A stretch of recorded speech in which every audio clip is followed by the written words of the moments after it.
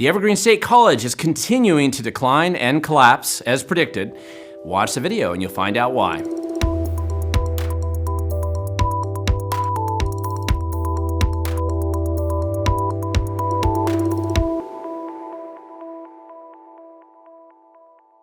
Thank you for watching. My name is Glen Morgan, and this is We the Govern. So, if anybody who's been a long-time watcher of our channel, a viewer of our videos, you've known that I've done a number of videos over the years about Evergreen State College because this is a college that's very close to where I live. It's about 30 minutes from my home, and I've tended to pay attention to it over the years. I've gone up there and spoke before, and had a number of friends that were attendees at that school. They went to that college anyway, or some of them were graduates of the school. So it's just something that I've tended to pay a lot of attention to, and we've done a number of stories and videos about this in the past. For those of you who don't know anything about the Evergreen State College, it is located in Washington State, and it is actually a state school that's right near the state capital of Olympia. It's just a few minutes really outside of Olympia. Beautiful 1,000-acre campus. It's one of the biggest campuses of any college in Washington State, and it is beautiful there. It's a beautiful campus, and this school has been in the news quite a bit, and mainly just for a lot of controversies that it is obsessed and focused on critical race theory in every element that they teach there. And more than most, if you want a woke school, I know there's no shortage of them in America, but this is the woker of the wokestest. I mean, these guys, they definitely defined it for the rest of the country. So if you want to know where some of these schools are headed, if they continue to go down this road, Evergreen State College will show you how to take that path. And this is when we're really focused on what's come out recently, which is simply student enrollment reports. So the student enrollment at Evergreen State College, no surprise, is continuing to collapse.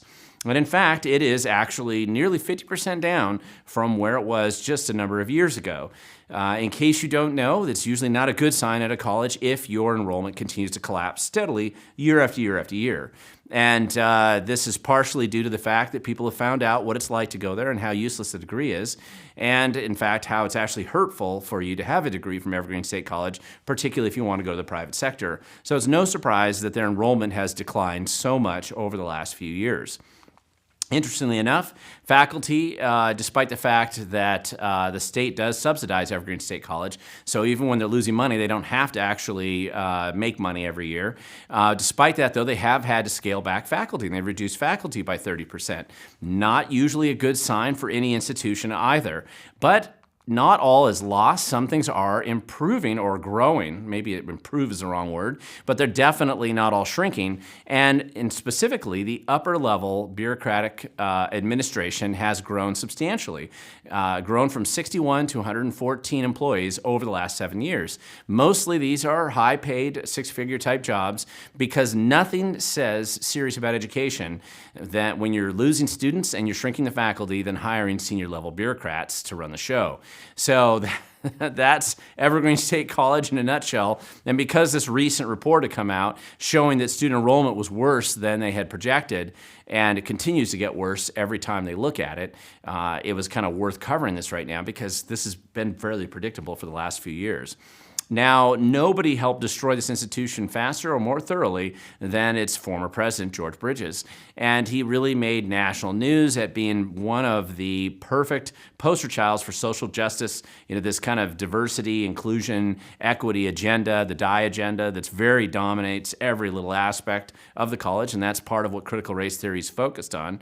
And this guy's come in, and when he came in 2015 and his departure in 2021, he did a stellar job at just destroying this institution, more than I could imagine anyone else doing it. And in that same time frame, when I looked at his, as always, people who know me know that I look into the financial disclosure documents of these elected or appointed officials, and a person in his position is required to disclose his personal financial affairs, which he did not, and I filed a complaint on him.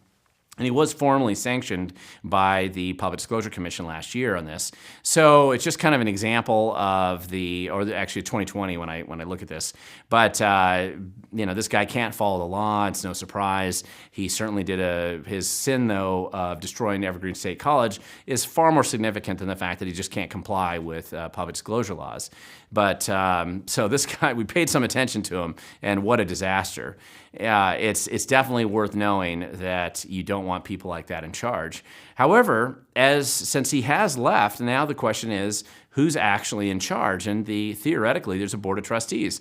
This is a picture of them. And these guys are the ones who are supposed to make sure that an institution like Evergreen State College doesn't do what it's doing, which is collapsing and shedding students and just decaying and falling apart on its own.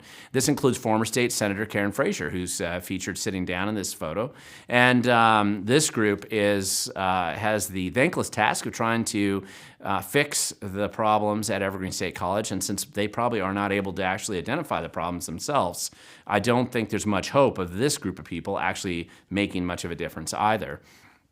They have tried to replace George Bridges, and that's not been super successful. They had 3 candidates that got through the initial trial run, and all 3 of them decided that even if they were picked to be president of Evergreen State College, they didn't want that job, and they abandoned the effort. So they've got this interim president right now. It doesn't matter. The leadership's totally a disaster, and so you really have the inmates running the asylum, and that's no better way to describe Evergreen State College than that. It's just a fiasco. Now, one of the things that really set it down this path where it got national news and turned into a national joke was because of this effort by the students in 2017, kind of a riot on campus, boot all the white people off campus. It's just this race-obsessed and obsession with race that they can't let go. There's no way for them to be focused on anything but this critical race theory and continually obsessing diversity, inclusion, equity, die. They cannot let it go. And because of that, certainly academics takes a distant seat if it's even to be found anywhere in any of the buildings there. And that obsession and kind of craziness that occurred, forcing faculty to leave, and convincing everyone that if you have the ability to think for yourself, this is not the institution for you. And of course, they received national attention when they had social equity brigades like this group of very stellar examples of the Evergreen State College student body patrolling the campus with bats, threatening to attack people who they disagreed with politically. That is not really an image that most schools would want to have. And so even though it leads you to create a lot of memes from it, and of course a lot of memes that have gone all over the place and around the country and around the world, it isn't really what helps you with student enrollment or recruitment. Nobody's really impressed by the college when this is what people will find, and they can laugh about just how ridiculous this school has become. And that is one of the reasons why they have such a high percentage of students who come in as freshmen, and maybe they were sold a bill of goods, they got in the front door and they realize, oh my God, this is not the place I want to be, and they bail out really quickly. And, Evergreen State College has been ridiculed for a long time for the lack of seriousness and discipline in some of its core curriculum, if it can be called that, because they don't even give grades at the school. But it gets roundly mocked for that. But with the recent riots in 2017, this collapse in student enrollment, and just kind of this cratering of the school, there's a real question as to how long it can last. If it wasn't a state-funded school and subsidized by the state and the feds just to keep it surviving, it would have gone under quite a while ago. So this is the situation that we find ourselves in right now. Now, this is kind of a public service announcement for any student that's considering Evergreen State College, and clearly this is probably not the place for you to go. Even if you're a wokester, even if you love the critical race theory, even if you love diversity, inclusion, equity agenda, and you want to do that, you can do that at every school in America. You don't have to destroy your future by getting to whatever a degree means coming from Evergreen State College. You can go somewhere else. And for those who have already graduated or who are there right now and want to escape or want to get their money back, if nothing else, well, there's a little bit less little fewer options, I should say, that you can go and pursue. One of the questions that's been raised by a number of recent graduates and some older graduates as well is, can they get their money back? Is there a way to do a class action lawsuit against this institution? Because it has, some of them now actually hide the fact that they went to Evergreen State College. They conceal that from their resume, and they don't want people to know that's where they went. If they did let them know, then they probably would have a hard time getting hired in many private sector jobs. Now, it doesn't mean you can't get a job. You can get a job in government. Local government's happy to hire anybody from Evergreen State College, regardless of what your degree looks like. But that limits your career prospects and kind of sticks you into a position that not every graduate of Evergreen State College wants to go in. And so I'm not sure if there's really a way to litigate or get your money back, but I know there's been a lot of discussion about that. And my suggestion is that if you're considering the school, don't go. Just save yourself the hassle. You don't need to be having this question as part of your discussion path down the road in a few years when you get out.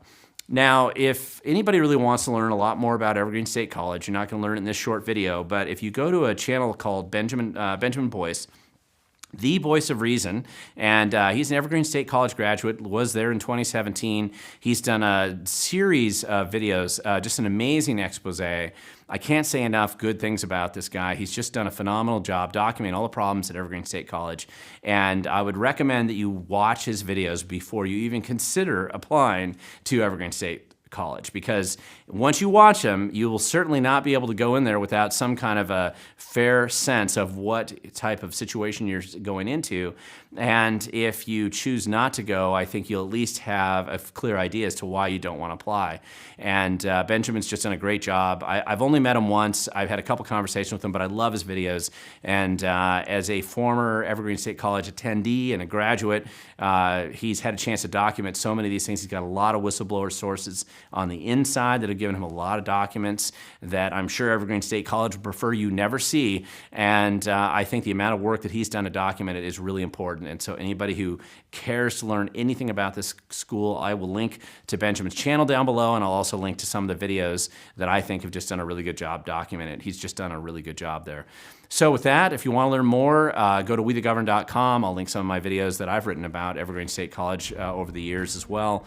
And just remember, if you want to be engaged and involved in your community, in addition to not going to Evergreen State College, you need to be willing to show up, because the future belongs to those who show up.